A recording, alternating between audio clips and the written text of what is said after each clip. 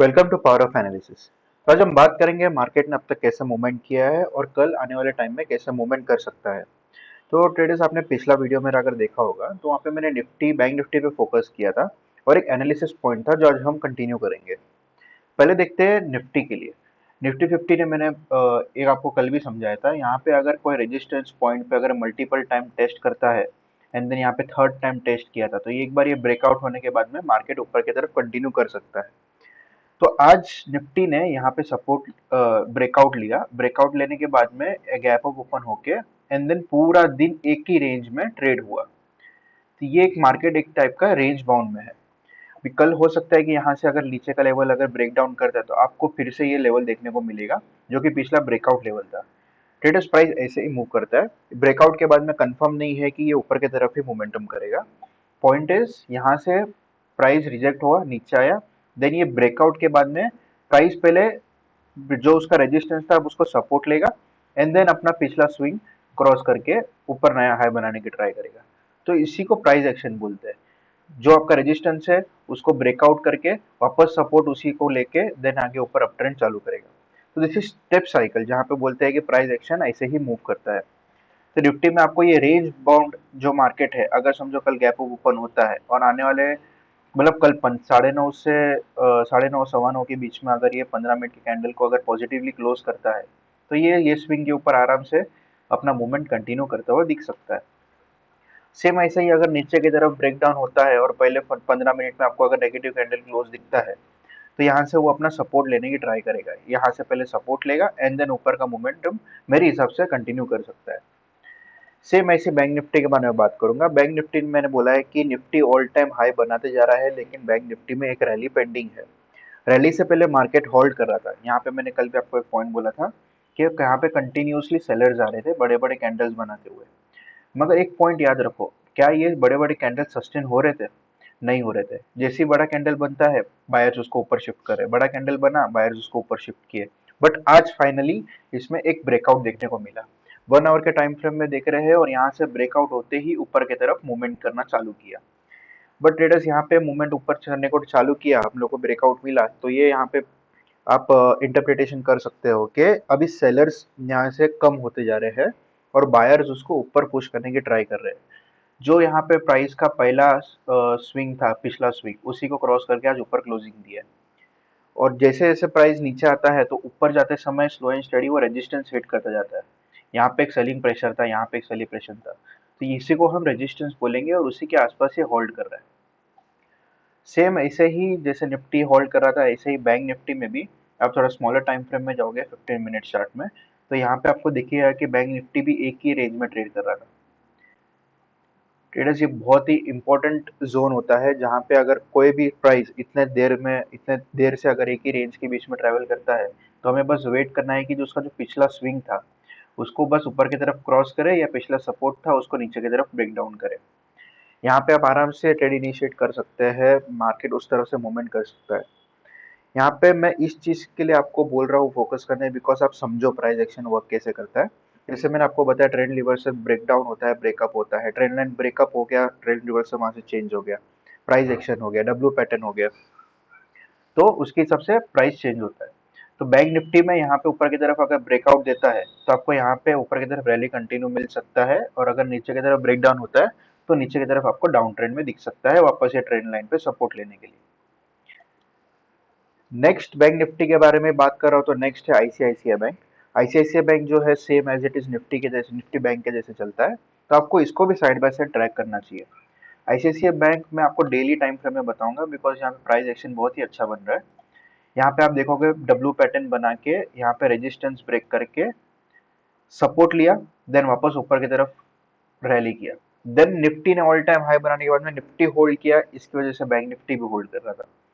अब यहाँ पे बैंक निफ्टी होल्ड करने के बाद में कहाँ तक आया नीचे, ये जो उसका पिछला स्विंग था या कहेंगे पिछला रेजिस्टेंस था उसी को वापस से रिस्पेक्ट किया। यहाँ पे आपको सपोर्ट देखने को मिला और एक पॉजिटिव जोन में कल क्लोजिंग हुआ था जहां से सेलर्स ने नीचे पुश किया, देन बायर्स ने उसको वापस ऊपर पुश किया, एंड आज फाइनली आपको आईसीआईसीआई बैंक में ब्रेकआउट देखने को मिला है। अब स्मॉलर टाइम फ्रेम में जाके देखोगे तो यहाँ पे एक ट्रेंड लाइन आपको दिखेगा, डाउन ट्रेंड में आ रहा था, वो भी आपको ब्रेकआउट होते हुए आज दिख गया।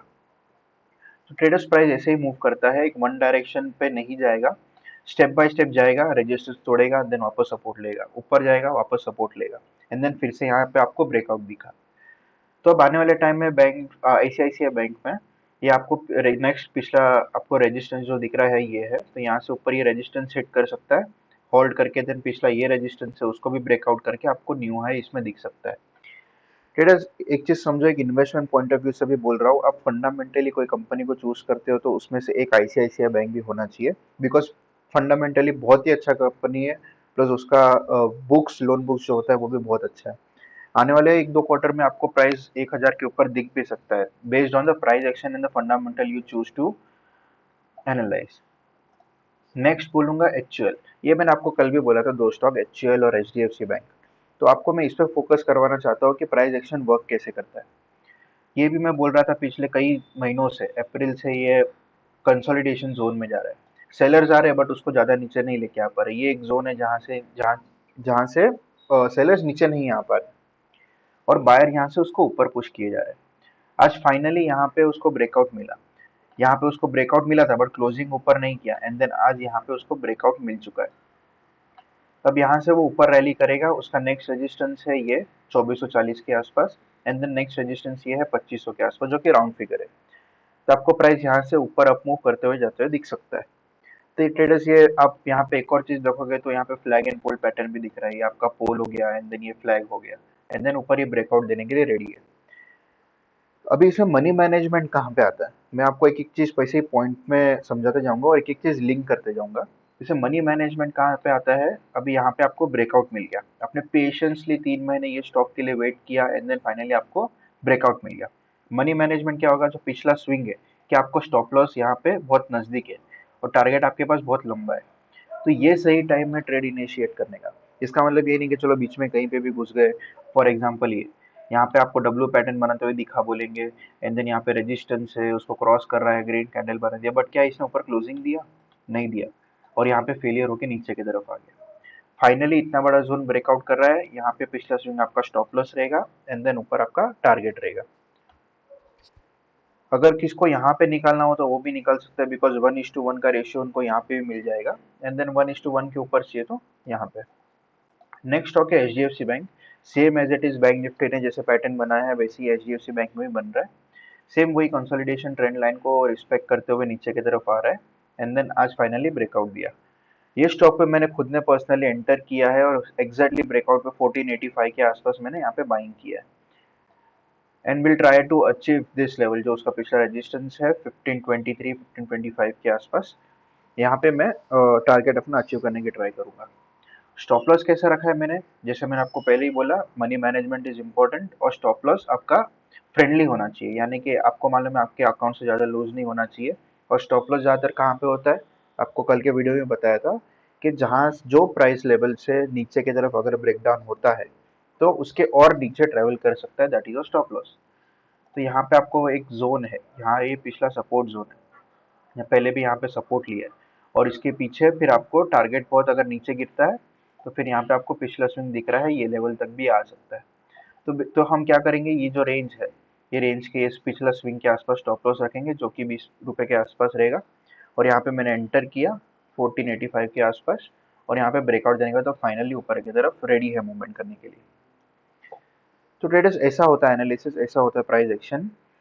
आप ये दिन ब दिन में वीडियो जैसे बनाऊंगा वैसे सब कुछ कुछ पॉइंटर समझो, पॉइंट नोट डाउन करो, क्या आप उसको फॉलो करते हैं वो समझो, और फिर बाद में आप उसको धीरे स्लो एंड स्टडी उसको अचीव करते जाओगे। मैं जैसे कि हमेशा कहता हूँ, स्टॉक मार्केट के पास कोई लिफ्ट नहीं है डायरेक्ट आप ऊपर चले जाओगे, आपको slow and study one by step आपको ऊपर जाने मिलेगा। बस पेशेंटली वेट रखो, वेट करो, और then you will achieve your target. आज के लिए इतना ही, थैंक यू।